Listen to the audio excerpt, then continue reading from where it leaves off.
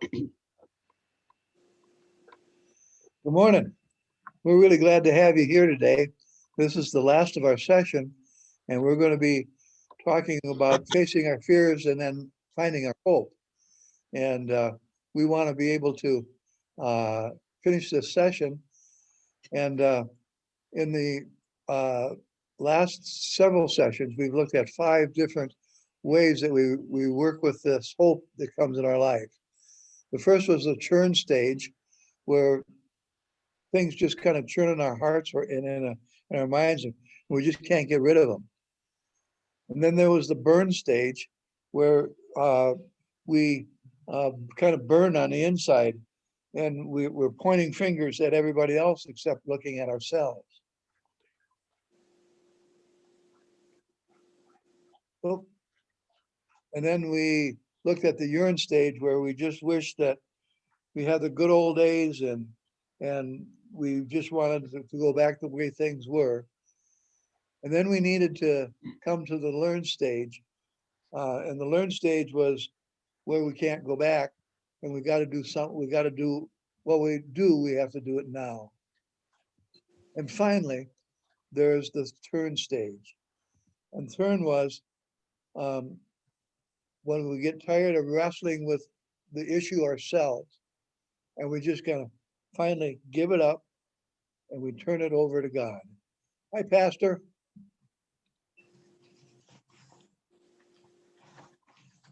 The interesting thing to me as I was working through this last week was that all of those things, all of those stages relate to us, and then it's what happens to us or in us. But now I want us to look at the Word, because it's what really gives us the truth. And the Word is what is a mirror to us, and helps us to see what's really going on. And so, looking at the Word, I want us to look at the promises of hope. The promises of hope. And there are 5 promises that I'd like to have us look at together. And so, in order to do that, I'd like you to turn to 1 Peter chapter 1 and verses 3 to 9. 1 Peter 1, verses 3 to 9. The preacher's wife behind me forgot her Bible, so she's going to get back. Now remember, 1 Peter's toward the end of the Bible. It's Hebrews, James, 1st and 2nd Peter, 1st, 2nd, and 3rd John, Jude, and Revelation. So it's in that section. When we look at 1 Peter, I began to look at some of the writers of the New Testament. And each of the writers look at our relationship to God just a little bit different. For instance, we look at Paul. Paul is the apostle of faith. In Romans, he says, faith cometh by hearing, and hearing by the word of God. And James is the apostle of works. He's talking about how we work out our faith. Okay, now you got the faith. How do you work it out so that it touches and reaches other people? And John is the apostle of love. Everywhere you look in John's gospel, particularly, but in his epistles, he talks about the love of God and the love of Christ. He commends that love to us. Now, I've got a question for you. Well, let me give you this one thing. Peter is the apostle of hope. Now, of all of those New Testament writers, who wrote the most books? I know this. Paul. He wrote in the neighborhood of 12 or 13 books, depending on if we would let Hebrews be written by Paul. There are some people that'll just shout and scream and jump up and down saying, no, Hebrews wasn't written by Paul. Others say, well, it could have been. Who's written the second most of the New Testament books.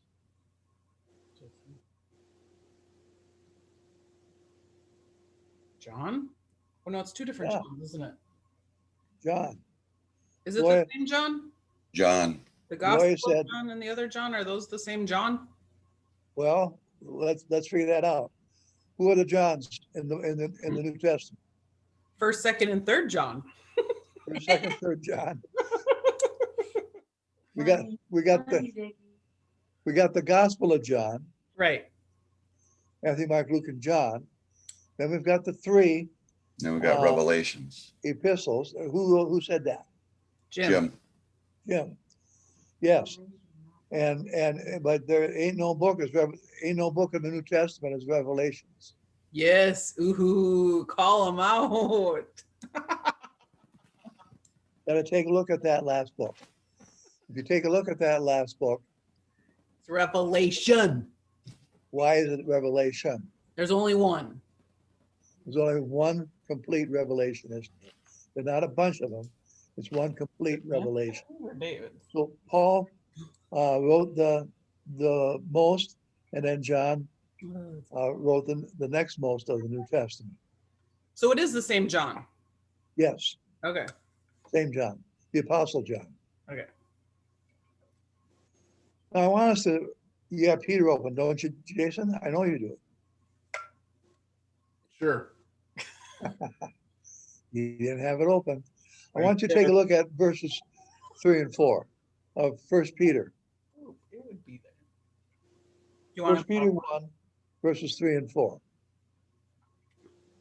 Somebody read that for us? Okay. 3 and 4. First Peter first. 1. Praise be to God. Yep. Praise be to God and Father of our Lord Jesus Christ. In his great mercy, he has given us new birth into a living hope through the resurrection of Jesus Christ from the dead and into an inheritance that can never be perish, spoil, or fade. This inheritance is kept in heaven for you. All right. That's half of mine. That's not the finished of mine. What version are you using, Vic? Oh, that's weird. Message. No, this is not the message. I'm in What my. do you got, Cassie? This is New Living Translation. New Living Translation. Okay. What I want you to see out of that is that our hope is imperishable.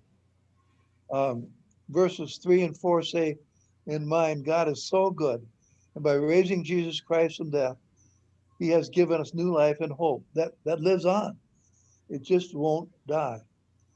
And verse 4 says, God has something in store for you in heaven where it will never decay and it will never be ruined. It'll never disappear. So that's the first.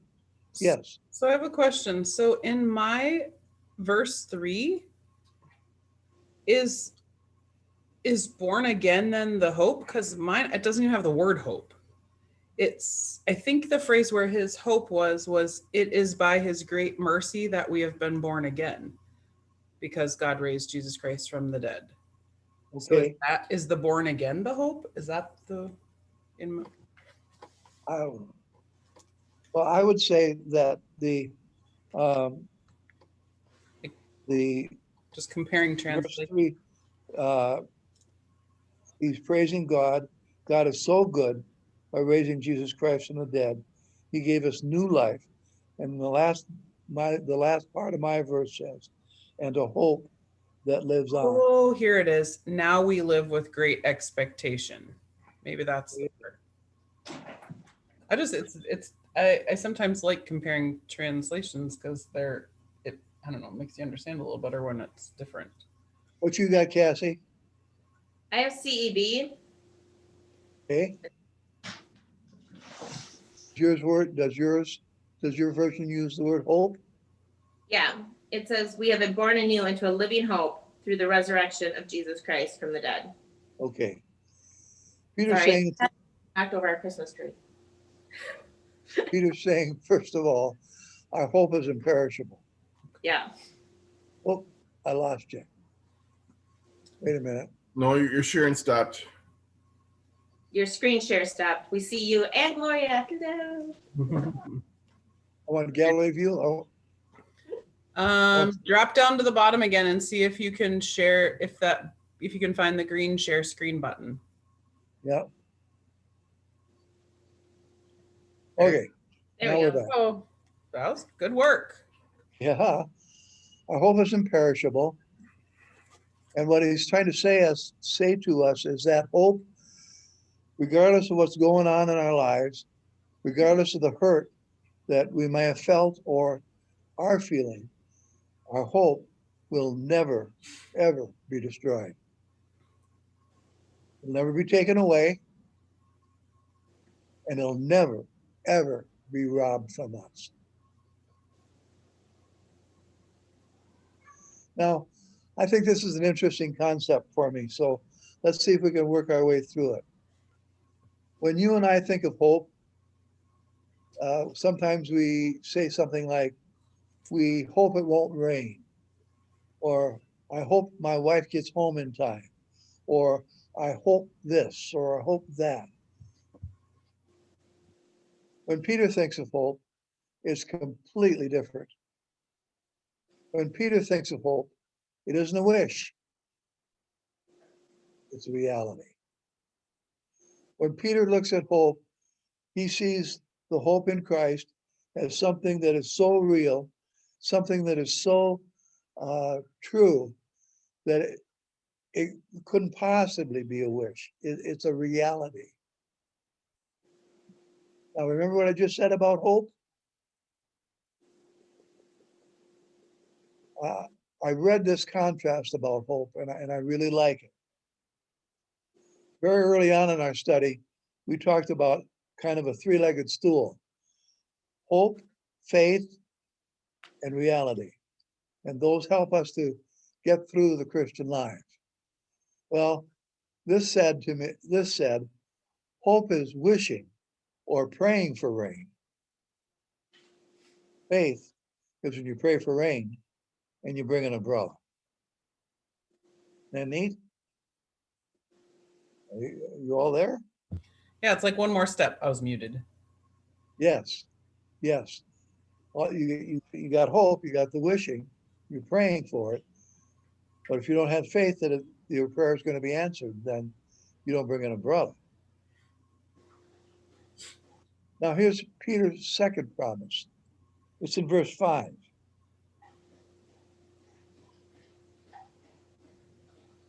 And verse 5 is teaching us that our hope is protected by God. I have in my version, you have faith in God, whose power will protect you until the last day. And then he will save you, just as he's always planned to do. So we have that faith, and he has power to protect us. There's nothing that's going to keep us from that, because God guides and guards our hope himself. He doesn't give that over to anybody else. He guards it himself. And this is what I thought. I really, I laughed when I read this, and I thought, oh man, is this ever neat? Biblically, it's a picture of an army surrounding a fort and protecting those on the inside. Is that how you envision a fort? Mm-hmm. With the army's on the outside? Yep. Depends on Well, which army? The If bad you- guys or the good guys? the good guy.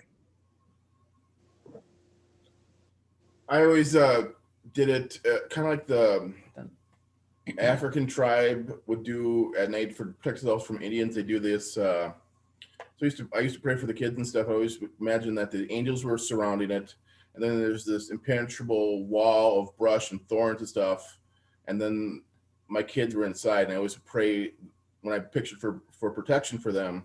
That's kind of what I pictured in my Hedge head. of protection. Yeah, so there was the angels, and there was this impenetrable thorns and thistles and stuff, a big circle, and then my kids were inside, and that's kind of similar to what you're saying. But I think now that So you, challenging Go it ahead. before, usually I guess you think of all the people you're protecting and the people who are protecting the fort are on the inside, Right. and then the bad guys come to the outside. So it is a little yeah, different. Cassie, you would say something. Well, I guess, if the fort is considered like a stronghold, there would still be those on the outside protect, kind of how Jason was just describing about with people, or if you're in the midst of a battle, there's still sentries and guards around the outside while the other people are sleeping or resting. So I guess that picture made sense to me. Yeah, and for me, when I was thinking before, I think of being on the inside, Mhm. and that's what the army is, because they're protecting me. But that's not so. It was the picture like Jason had. They're on the outside, and they're protecting everybody on the inside.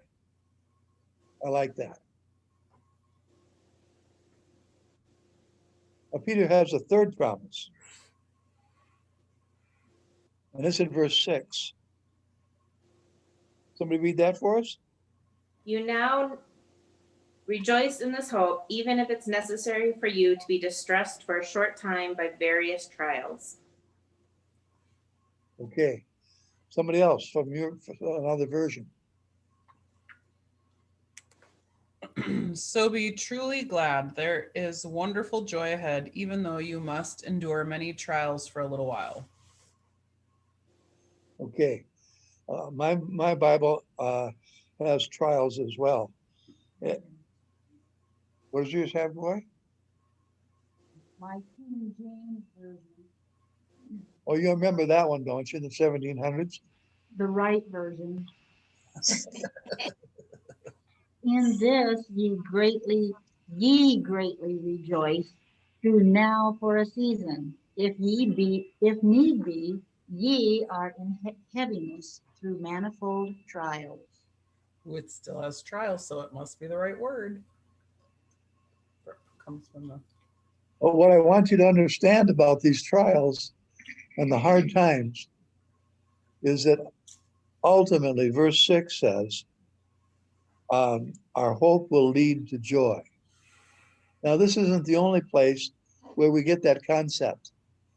And so what I'd like us to do is turn to John 15, keep your finger in Peter, but let's take a look at John 15:11. Jesus is with his disciples, and this is the upper room experience, and he's teaching them all kinds of things. I see Pastor looking for it. Have you got it, Pastor? John 15, that's the vine and branches. What's verse 11 say? I have told you this so that my joy may be in you and that your joy may be complete. There it is. Well, hang on to those words. The joy is in you and it is complete. Hang on to those two words. Now, let's look at John 16:20.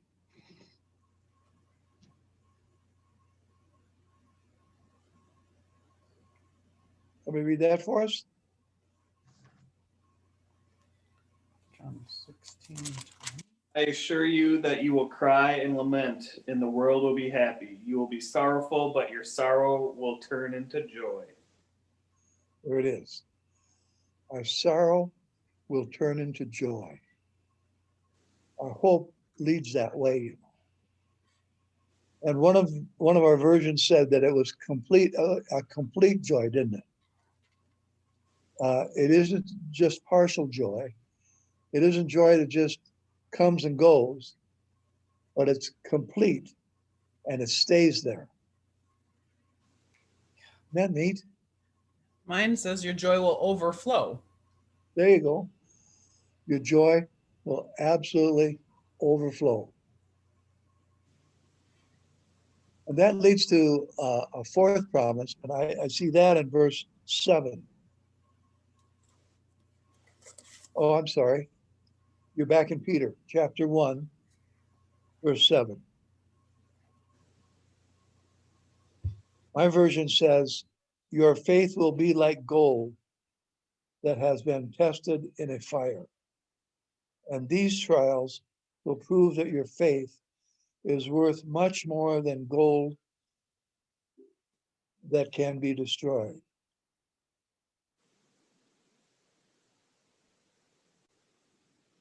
What he's saying here, I think, is that our hope will be tested. And we will go through those things in our lives. But the Bible tells us that when we're tested, our hope can be proven sound.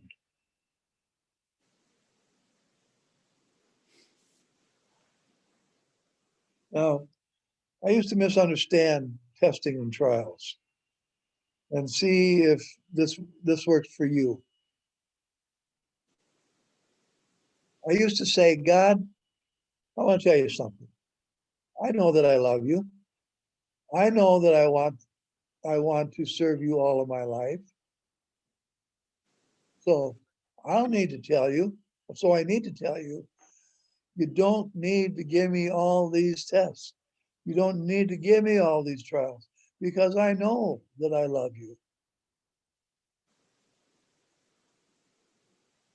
And I used to think that tests and trials were brought on me so that God could see that I love you.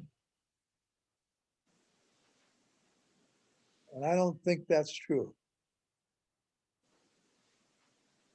He doesn't need to give me a test to find that all out. God doesn't sit up in heaven and wonder, is he going to make it or not? God doesn't kind of cross his fingers and hope that we make it. He doesn't say, now I know he loves, now I know he knows I love him. He doesn't give me trials so that he can know that he loves me. He gives me trials so that I know I love him. And there's a world of difference. Can you see the difference that I just described?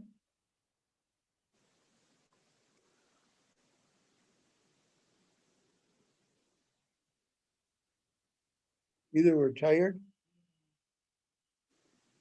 It makes sense. I don't think there's like an argument about it. It's Okay. me. I want you to see but there is a world of difference there. Is there anything greater than, as a Christian, that we go through a trial or a temptation and we do it successfully? Don't you feel pretty good about that? Spiritual high comes with that, and you say, hot dog, which is Greek for praise Jesus. You have a very weird translation. Well, maybe it was Hebrew. No, it isn't Hebrew. It's Greek. Greek you to think me. What? It's Greek to me. Oh, it's Greek to you. Well, you think it's a Dan, Greek? Huh? you're just dyslexic. You said hot God. That's okay. You said, Hot dog. I do have dyslexia here. yeah, that's why I should have. You God. got it backwards. That's Did I okay. say dog hot? Should be God, hot God. Hot dog. Anyway, Oh, there you go. I'm like, it's coming. It's Little coming. translation there. Yeah, a little translation there, and a little wrong.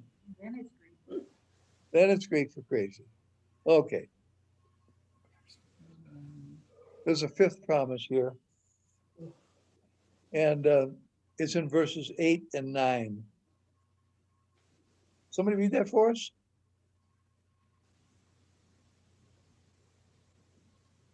You love him even though you have never seen him. Though you do not see him now, you trust him, and you rejoice with a glorious, inexpressible joy. The reward for trusting him will be the salvation of your souls. Isn't that special? Inexpressible love, did you say? Inexpressible joy. inexpressible joy. That's pretty special. That is neat. Your joy is so good, it's so big, it's so wonderful that you can't hardly express it. It's just wow. It's just there.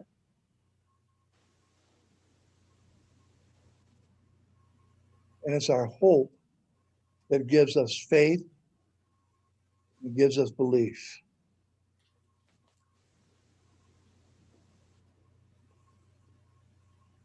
I read the story about Alexander Solzhenitsyn,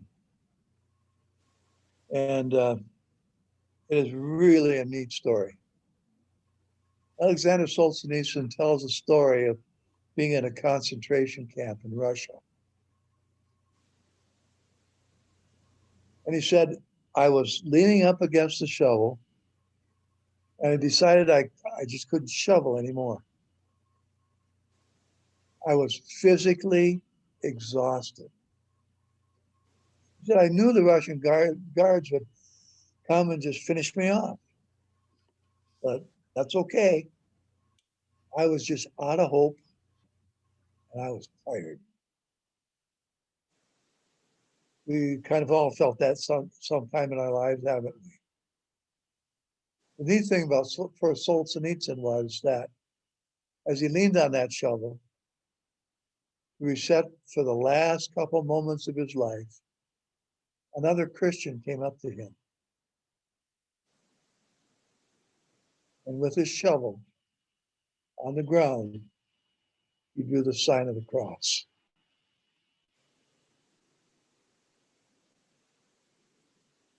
And then he said, I saw the cross and I got hope. Kind of gives you shivers, doesn't it? Mm-hmm. If you look at the cross, you see it's empty. Jesus isn't on there anymore. And guys and gals, that's where the hope is. The cross is empty. And that's why we can have hope.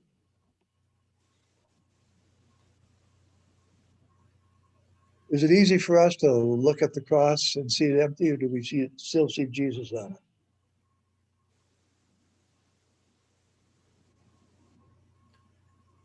I think we have to see both. Do you?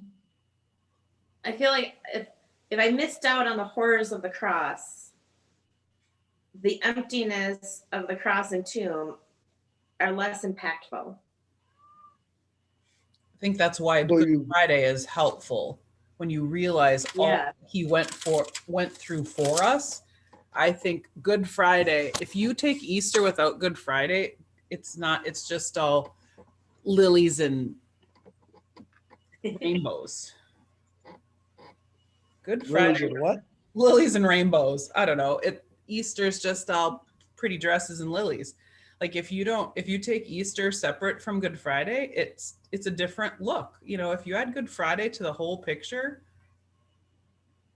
it's different, more impactful. I like the word. Like it is. Easter it's even a bigger expression of I don't know, joy or what you have. What I don't know. The gift is bigger when you look at what he got, what he went through to give it to us. Right, I agree. I think the forgiveness means more when you see Jesus on the cross. Yeah. The meaning of the forgiveness. He died for our sins. Okay. So I agree. So tell me if I'm way off base, but where is the difference? Isn't like Protestant crosses typically are empty and Catholic crosses still have, like, the crucifix has Jesus on? Is that related to this at all? Like, is the Protestant, do they focus on the fact that Jesus did that? Like, why is that a difference? And is that related to this, or am I off track? If I'm off track, we can reroute back. No. I think that's an important concept. Some of you were either raised Roman Catholic or had a Roman Catholic experience. What do you sense about Vicky's question? I have no idea. I asked my dad this when I was little, because my dad was raised Catholic and we went to a ton of Catholic weddings and funerals. And that's what he said. He said that he's noticed the difference between going from the Catholic Church to the Protestant churches, that he felt like the Catholic Church definitely focused on the sin aspect, and that's why the cross is very important.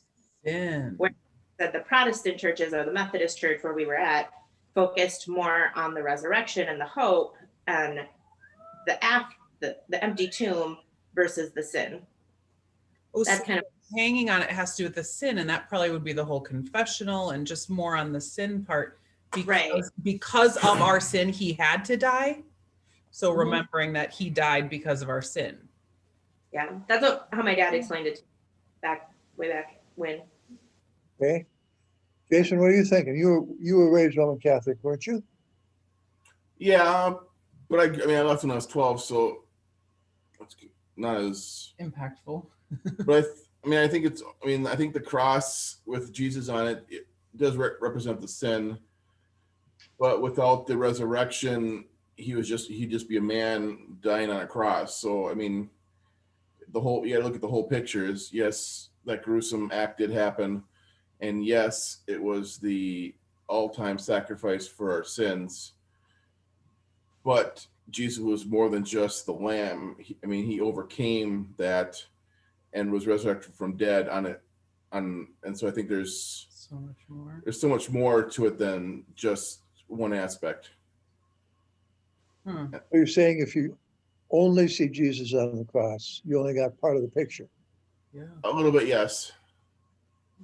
This is actually like Jason. That's exactly what our youth group talked about this a couple of weeks ago when one of our new kids is pretty unchurched and like really had a hard time struggling with the idea of 100% man, 100% God. He's like, there's no such thing as 200%. You can only be 100%.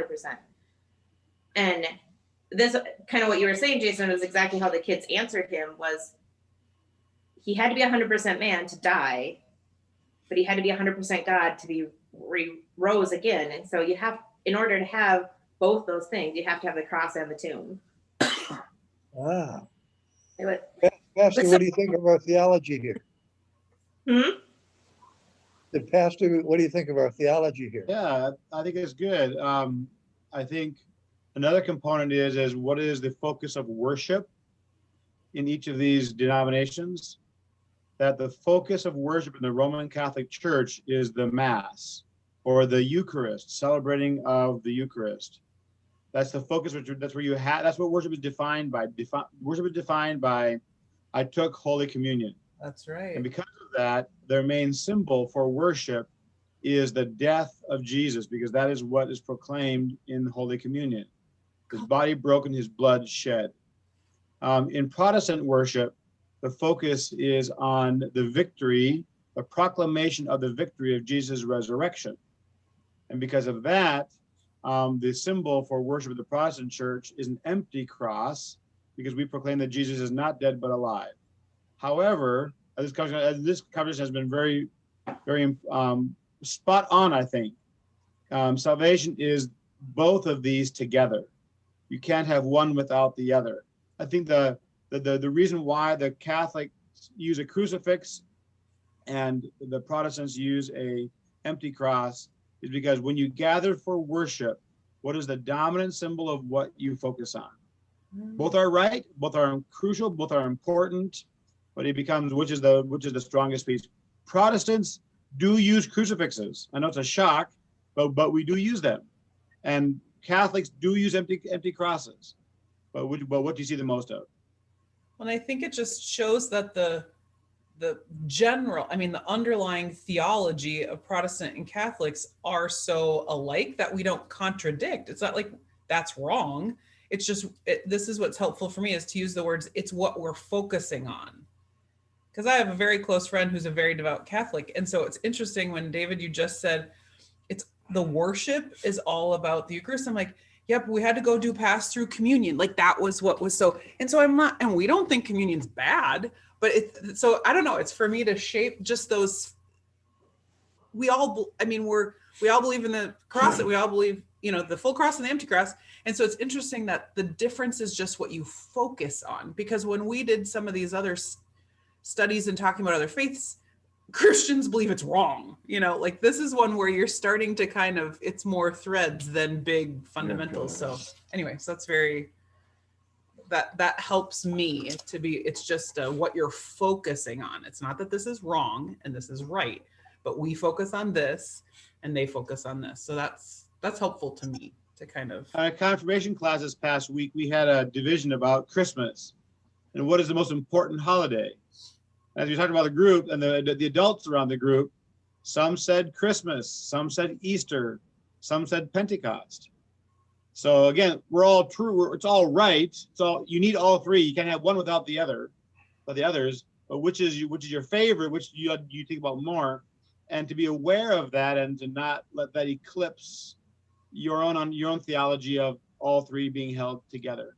Yeah. So like we have to be careful that we don't make sure that we don't look at the empty cross which is what Cassie was saying earlier, that we forget the pain and the agony of Jesus' sacrifice. Right. And versus the Catholic point of view, where they are often accused of being so guilt focused because they focus on the sin and that caused Jesus' death, that they are sometimes accused of not having the hope or the joy of being a Christian.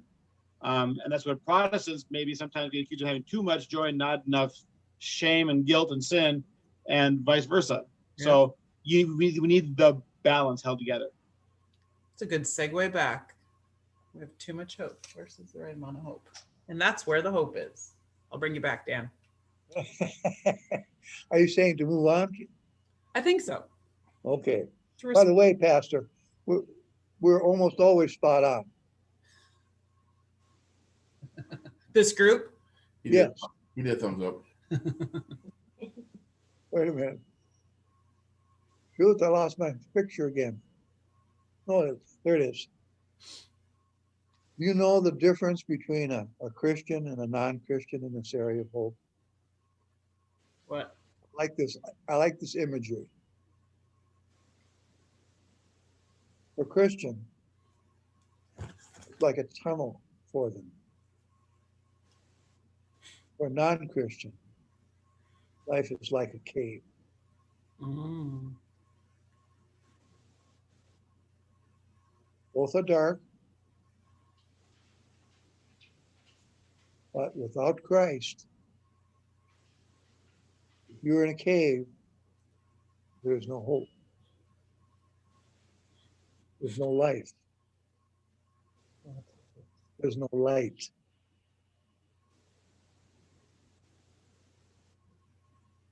If you're in a tunnel, you know it's dark,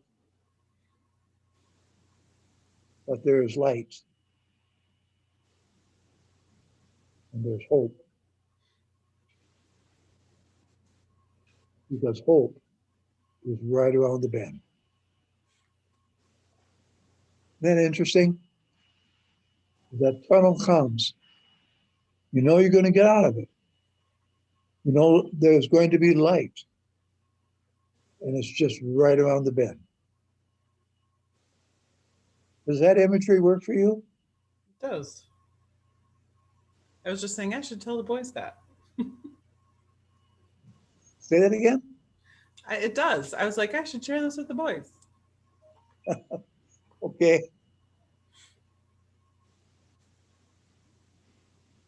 Because I think sometimes when you're in a tunnel, it looks like a cave, and you have to look sometimes for that light at the end because you have to get around the corner. Yep. Yep. So I think sometimes life can look like a cave, but it really might be a tunnel, and you have to have a little faith that it's a tunnel if you were told it was a tunnel. Is it difficult for any of you to know if it's a tunnel? That's why. Say that again. Is it hard to know it's a tunnel? Difficult for any of you to know if you're in a tunnel.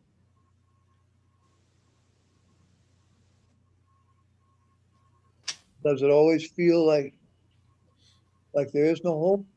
Let me say it this way. Does it feel like there is no hope?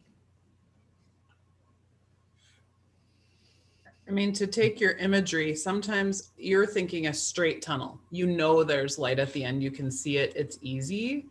You still have to get through it, but you can see the light. It's clear that you're going to get out. But there are some tunnels that turn and you don't see as bright of a light at the end. And I think those are some of the tests or trials or things where you don't see your way out. There is a glow, so you think it's a tunnel. You know that it is, but it's just a lot harder. And the shorter the tunnel, you're like, hey, we know we're going to get there. We used to do up in Duluth, the tunnels that go through there, or even the what are they called? The one in Minneapolis, what do we call those tunnels? The Lowry Hill tunnels. We started this thing with our kids where we would hold our breath when we went through the tunnels. And if they're short, you can see the end, you know you can hold your breath and get to the end. When they're long, you're not sure if you can do it. And so we would always see between, in the car, who could hold their breath the longest. And I think if you're tunneled, and so when you know at the end how long you have to hold your breath for, but if you can't see the end and you're like, I don't know if I can get to the end of the tunnel. Like, I feel like that's kind of this, not all tunnels are created equal. So sometimes I think it's more challenging than others to hold your breath, see the light, see the hope at the end of that tunnel. Steve, what is it like for you when you're in tunnel? So I'm having actually problems putting this into an image. So I don't think as life as tunnels or anything like that. So this one is a struggle for me to wrap my head around at this point. I have to just. You should have to work with it a while, huh? Yep. Okay. Jim, what are you thinking? I just looked it up because we always say there's light at the end of the tunnel. I've never heard there's light at the end of the cave. But anyway, so I thought I'd look it up. Here you go, Steve. Whoop, and then I lost it. The end of a difficult situation or task, the solution to a difficult problem. For example, it's taken 3 years to effect this merger, but we're finally seeing the light at the end of the tunnel. And you hear that often. Right. Pastor, how about you? Does life seem like a tunnel to you, or? Well, I've been thinking about this a little bit differently. Okay. I've been thinking about this as terms of how much do I need to be reassured to trust in God?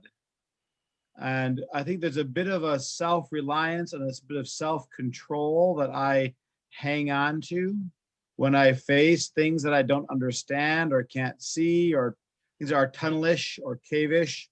I walk in there and I want to have some light there. I want to have some direction. I want to have some sense of where I'm going and how to. I have that need to be in control to some degree. I may relinquish part of control, and I may be willing to say, God, I'll go in there as long as I have some orientation of what's going on. I have some meaning of this problem. There's some purpose in this tribulation. As long as you tell me what's going on, then I can stomach it. I can do it. And I'm just thinking how when we follow God, we also talk about following God blindly, and why is it that I need the hope of, or how I should say, why do I need the light to have the hope? And why can't I trust God completely walking into a black cave? And if God says it's a tunnel, it's a tunnel. I think there's a sense of self needing to be in control, that this is David's life issue, needing to be in control in order to have some hope. And that's actually a misplaced hope, because I'm hoping in what I can still understand, what I can control. So I'm looking at this, and how can I surrender myself more completely when God tells me to go into a tunnel and it looks to me like a cave and I am disoriented and I can't see which way I'm going. That part that's what I'm thinking about right now. And why is it that I have to have God give me some sense of control here before I will trust him? And that's where I'm wrestling right now. Is that a personality thing, guys, with the pastor, or do all of us feel like that? I feel like that, but I feel that I'm getting older now, so I like to look at it as that it's a God-given ability, Pastor David. I mean, I'm starting to look at everything as God gave me the knowledge to do this. God gave me the strength to do this. God gave me even, direction. So I go the right direction to do this. Even though in my mind, a lot of times I did it on my own. I think all these gifts are God's. So I think that's something to realize. And I think as I get older, I start realizing more and more. I thank God that I even was able to do some things I did. I think it's a little personality based, because I think in my experience, the people who have their faith that are so passionate with their heart, they will, I don't mean this negative, they'll blindly go. Like they just, their faith is much more emotional, and they are just willing to go out there and they just have faith. And I think the more analytical you are, which David, I will partner with you because I think we're both analytical. I'm not dissing you because I'm right there with you. I think when you're a little bit more of a head faith, I think that's where you want a little more clarity, and you want to kind of see some of those things. So I do think it's a little bit of a personality thing, but I also, as Jim says, it's a good point. It's a maturity maybe of your faith too. There's maybe a kind of multifacets. Lori wants to say something here. Well, I have to agree with Steve, because getting myself into a tunnel isn't exactly the highlight of my life. And I think of God, who has created the whole world for us, for us to enjoy, and the beauty of it. I can't see that getting in a tunnel where it's dark is a good thing. So I keep my faith and my hope in Jesus, and knowing that Jesus is the light, and I'm focusing on him. So it's a matter of, for me, it's a matter of focus and keeping my eyes upward and toward the light, which is Jesus. I probably am going to hear about this after we quit our class, but my wife has to have light.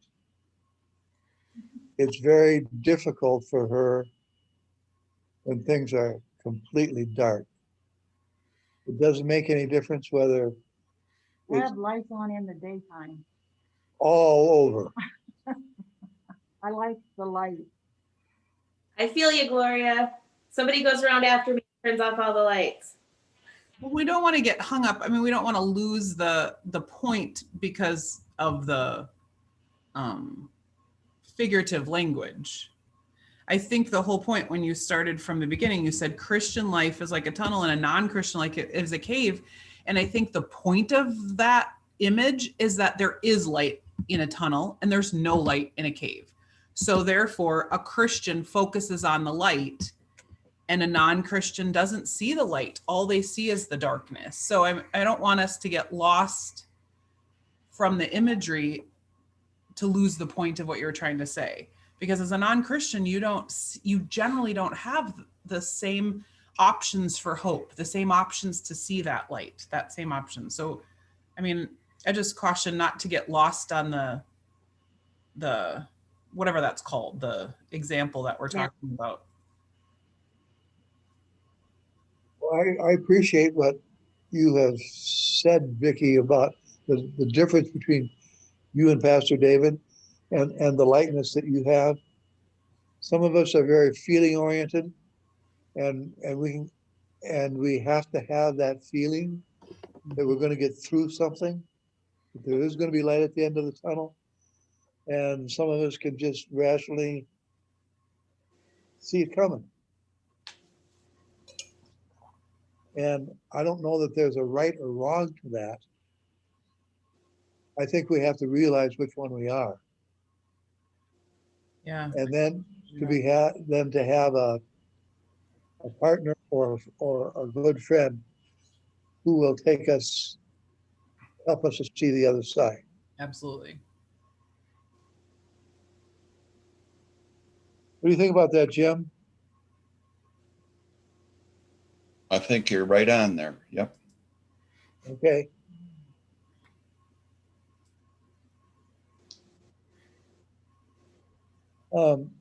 coming down the home stretch here in terms of our presentation, but this year we got a Thanksgiving card from a missionary couple that we got to know in college.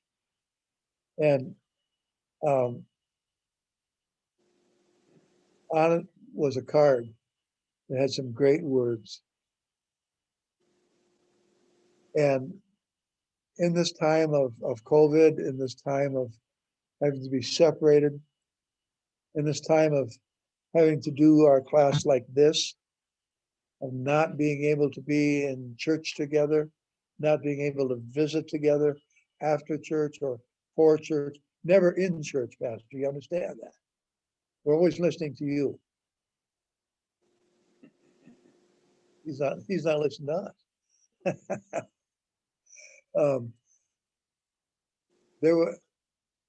It's really easy to get frustrated and discouraged.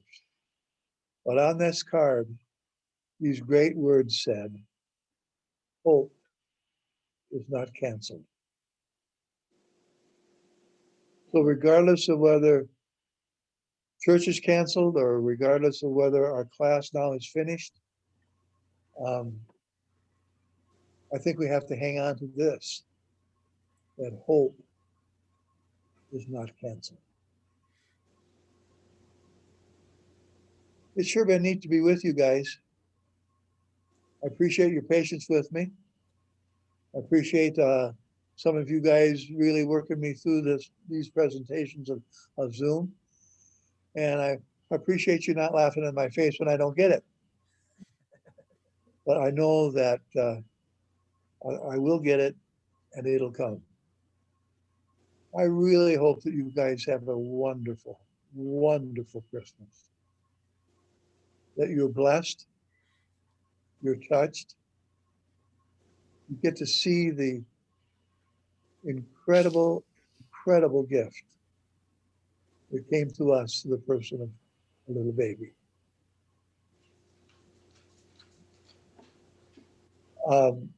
Pastor, I think we're finished for right now, but the next session of classes is in when? When does the next session of class start? It'll start at the end of February. End of February. My wife says, Oh, my wife says, maybe. I think she might be talking about us. But you're talking about the whole church. I'm talking about the next grow group session cycle, either going to be late February or early March. Okay, So our goal is due in February, but we'll see. okay, The next cycle of grow groups, yes. okay. Well, you all Also, have Dan, a good. could I put a plug for the evaluation form? Oh, yes, please.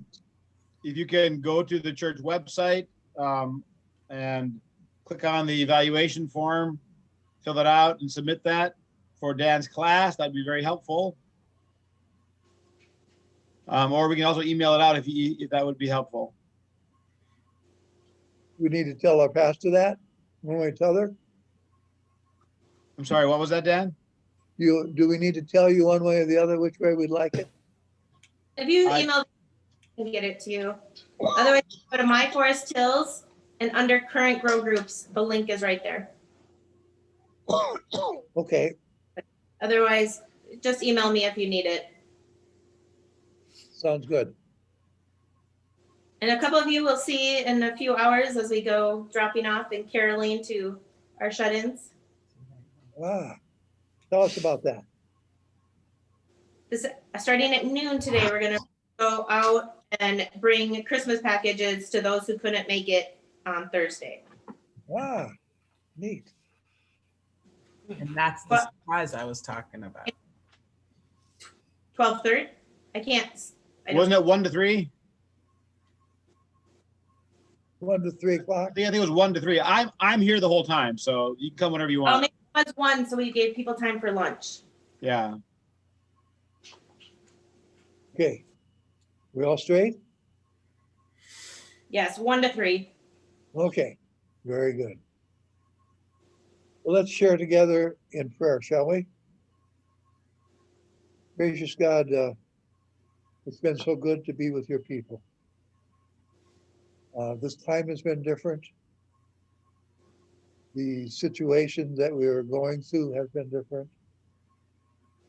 But we're so grateful we have a God that is not different. He loves us. He holds us. And you in His hope. What an incredible, incredible joy. To all the things that we face, to all the darkness in our lives that seem like caves, show us again, please, that there's light. And at the end of that tunnel, you're waiting for us. And in the tunnel, you're going through it with us. Lord, help us this week to have a wonderful Christmas. Thank you for the Son that you sent. Thank you for the gift that He is and the joy that He brings. Go with us now into worship. Watch over Pastor David as he shares in that worship. Continue to give him strength and ability as he continues in the worship services this next week.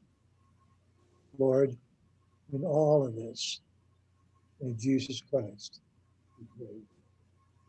In the wonderful name. Amen. Amen. See you Everybody guys. have a Merry Christmas, everyone. Thank you, Pastor Dan. I'll see you all in a couple of minutes on video.